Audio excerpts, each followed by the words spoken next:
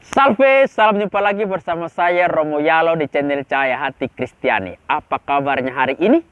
Semoga semua dalam keadaan sehat dan diberkati Tuhan kita Yesus Kristus. Bapak, mama, saudara-saudari, adik-adikku yang terkasih. Pada satu kesempatan Romo memberikan rekoleksi untuk anak-anak SD. Romo kemudian bertanya seperti ini. Jika di kirimu ada Tuhan Yesus dan di kananmu ada setan, siapakah yang paling engkau takuti? Anak-anak kemudian menjawab, Tuhan Yesus, kami takut Tuhan Yesus.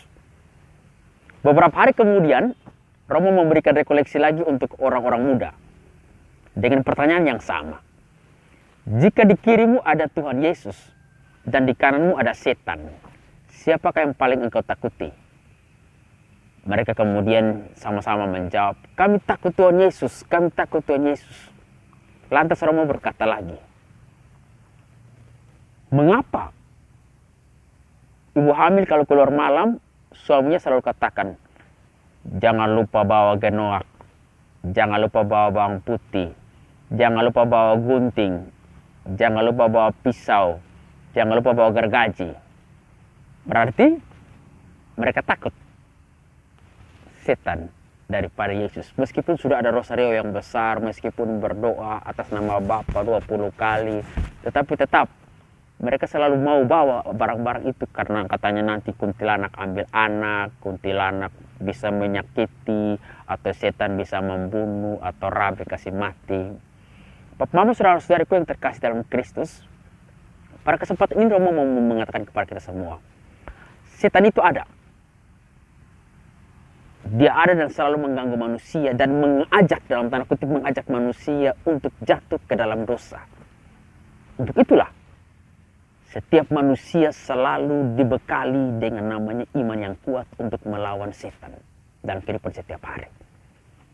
Dalam gereja Katolik pun kita meyakini bahwa setan itu ada dan pasti akan selalu menyakiti dan mengganggu manusia untuk tidak dekat dengan Tuhan.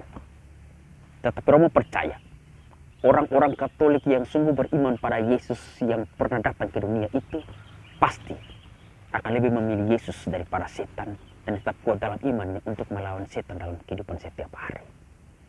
Umat berimanku yang terkasih dalam Tuhan kita Yesus Kristus, Gereja Katolik meyakini ada 3 dasar iman, yakni kitab suci, tradisi suci, dan juga magisterium gereja. Kita tahu bersama dalam kitab suci di situ ada ajaran-ajaran iman yang begitu otentik yang langsung dikatakan oleh Tuhan kita Yesus Kristus, mengajarkan kita bagaimana untuk bertahan, bagaimana mengimaninya sebagai Allah yang luar biasa, dan bagaimana untuk terus ada sebagai orang-orang atau pengikut-pengikut Kristus itu sendiri. Sedangkan dalam tradisi, meskipun tidak tertulis tetapi selalu dilaksanakan turun-temurun mulai dari gereja perdana sampai saat ini dan seterusnya. Dan yang ketiga adalah magisterium gereja, yakni kuasa mengajar gereja Katolik. Salah satu produk dari magisterium gereja itu adalah katekismus gereja Katolik. Dari magisterium gereja juga kita tahu arti dari penafsiran-penafsiran kitab suci secara otentik. Jadi kita tidak sembarang, orang Katolik tidak sembarang menafsir kitab suci, tetapi kita mendengar langsung dari magisterium gereja supaya jangan terjadi perbedaan-perbedaan dari penafsiran itu. Jika kita semua masing-masing saling atau masing-masing menafsir saja, maka berbahaya untuk iman umat itu sendiri. Karena begitu banyak penafsiran yang terjadi, maka bisa tercipta begitu banyak gereja. Untuk itulah, dari 3 dasar iman itu, kita mampu terus dekat dengan Tuhan. Ada kitab suci, ada tradisi suci, dan juga ada magisterium gereja. Tetapi tidak bisa dipungkiri, dosa selalu ada setiap hari dalam kehidupan kita. Meskipun ketika kita lahir, kita sudah dipermandikan untuk menghapus dosa asal, tetapi konkupiscensi atau kecenderungan-kecenderungan berdosa atau nafsu birahi kita itu selalu ada dalam kehidupan kita. Tidak mungkin toh, kalau kita ketemu jalan, ketemu nona yang cantik, kita hanya atas nama Bapa saja, kemudian berdoa, tidak mungkin. Kecenderungan-kecenderungan berdosa akan muncul, aduh cantik sekali, mulus sekali, dan lain sebagainya. Karena itulah, di dalam gereja Katolik juga, kita akan mengenal arti keselamatan. Dan kita tahu bersama, Yesus itu adalah jalan, kebenaran, dan hidup kita. Seperti tercantum dalam Yohanes bab 14 ayat 6. Akulah jalan kebenaran dan hidup. Tidak ada seorang pun yang datang kepada Bapa kalau tidak melalui aku. Di dalam ajaran gereja juga kita mengenal setelah kematian ada 3 tempat, yakni surga, api penyucian atau purgatorium, dan juga neraka. Tentu sebagai umat beriman yang bersiara di dunia ini, satu tempat yang kita harapkan setelah kematian yakni surga itu sendiri. Tetapi tidak bisa dipungkiri bahwa kita juga memiliki dosa-dosa. Perbuatan baik selalu kita lakukan, tetapi kecenderungan-kecenderungan berdosa juga selalu muncul. Karena itulah gereja meyakini di sana di satu tempat yang namanya purgatorium atau api penyucian untuk menyucikan kita sebelum kita masuk ke dalam kerajaan surga itu sendiri. Perbuatan baik membantu kita untuk sampai pada kerajaan surga. Tetapi doa-doa mereka yang masih hidup untuk kita yang sudah meninggal juga sangat penting.